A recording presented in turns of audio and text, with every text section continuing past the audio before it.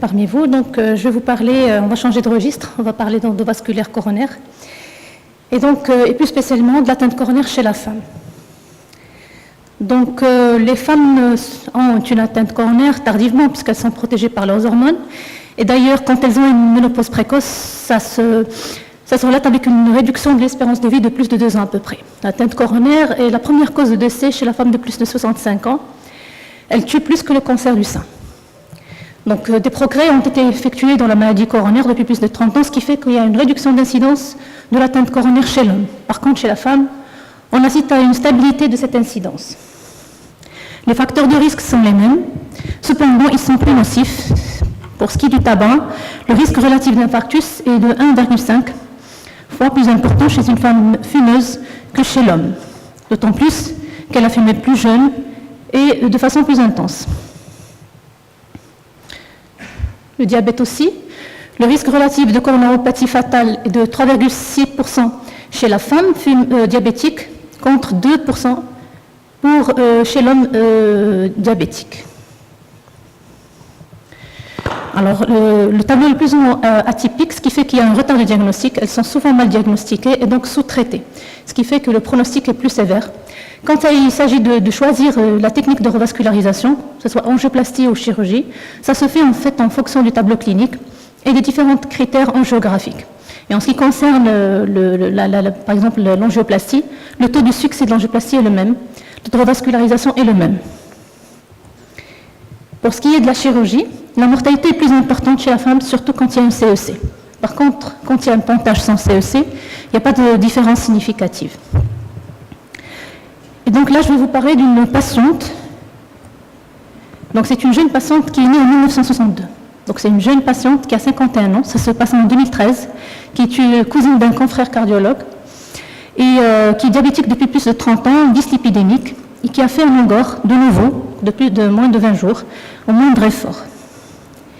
Donc son électrocardiogramme, objectif d'une ischémie en antérieur, avec une troponie normale et un test d'ischémie à type d'épreuve d'effort qui était franchement positif. Et donc, on réalise une coronarographie. Je peux avoir le pointeur. Et voilà, donc sur la circonflexe, on voit qu'il y a une lésion modérée. Ici. Par contre, il y a pratiquement une occlusion de l'artère interventriculaire antérieure avec un flux ralenti. Et le réseau droit, une coronaire droite qui n'est pas très développée, avec une sténose qui est au niveau de son segment 2 et qui s'étend sur tout le segment 2 avec une sténose ostiale. Donc, on est devant une patiente diabétique qui est bitronculaire, qui a des lésions qui sont assez simples. Et surtout, il y a un caractère urgent puisque l'artère interventriculaire antérieure est pratiquement occluse avec un risque d'infarctus et une bonne fonction VG. Donc on se réfère un petit peu aux recommandations des sociétés savantes, et ça c'est de 2018, donc, où les patients bitronculaires avec une lésion de l'IVA, on peut aussi bien dilater que opérer. Et donc la patiente a eu une dilatation en 2013. Donc voici avant et après mise en place de stent sur IVA. Et voilà, avant et après, avec 2 stents sur la coronaire droite, dont le stent couvre l'ostium de la coronaire droite. Donc, elle était bien, et 6 mois après, la patiente ressouffre avec un ECG qui montre un ST un petit peu raide en antérieur. On fait une écho d'effort qui est franchement positif, on refait la coro, et on trouve qu'il y a une rosténose du stent au niveau d'IVA, au niveau de sa partie, une rosténose focale en intrastent. Et celui de la coronaire droite, également, une rosténose au milieu du stent et une rosténose ostiale. Et puis il y a une évolution sur la lésion de la circonflexe, j'ai oublié de vous montrer.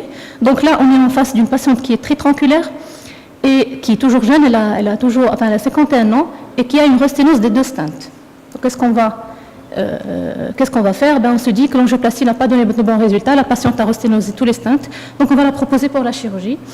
Et donc, comme vous voyez les recommandations, quand on a des patients diabétiques, maintenant la chirurgie est préférable. Et donc, elle a reçu un pontage artériel, tout artériel, avec une mammaire interne gauche sur l'IVA et une mammaire interne droite avec radial en Y sur les 2 autres branches. En 2018, récidive douloureuse, donc 4 ans après le pontage. Et là, on passe direct à la coronarographie. Et on voit donc sur cette incidence que l'IVA est déjà occluse. Les lésions sur la coronaire droite sont toujours là. Le pontage artériel est occlus. Pontage artériel, on voit ici un petit moignon à ce niveau-là, voilà, si vous voyez un petit moignon ici. Donc le pontage est occlus. Le pontage mammaire, il y a une lésion à 50% anastomotique. Donc on fait quoi? On l'a dilaté, on l'a proposé pour chirurgie. Donc est-ce qu'on la réopère? On fait un pontage rédux? Est-ce qu'on la propose pour angioplastie? Et si on fait une angioplastie, on fait quoi? On remet un stent actif en intrastente ou on dilate uniquement avec un ballon actif? Et donc, les recommandations, ils nous disent quoi? Ils nous disent que s'il faut faire quelque chose, il faut dilater. Il faut d'abord dilater, puis laisser la chirurgie en deuxième lieu. Et s'il faut dilater, il faut dilater l'alternative, pas les pontages, parce que le risque de complications est plus important. Et on peut aussi bien utiliser un stent actif qu'un ballon actif, c'est équivalent. Voilà, donc on se propose de dilater la lésion la plus sévère, qui était la lésion ostiale que vous voyez ici, la lésion ostiale intrastente de la coronaire droite. On met un stent à ce niveau. Voilà. Et je pense que l'histoire n'est pas terminée parce qu'elle a encore lésion au niveau de l'anastomose du pontage. Il y a des choses sur le tronc commun qui sont à 40%. Donc je pense qu'on va entendre parler de la patiente. Donc j'ai présenté cette patiente pour dire que l'atteinte athéromateuse est très sévère, que surtout il faut jouer sur les facteurs de risque cardiovasculaire.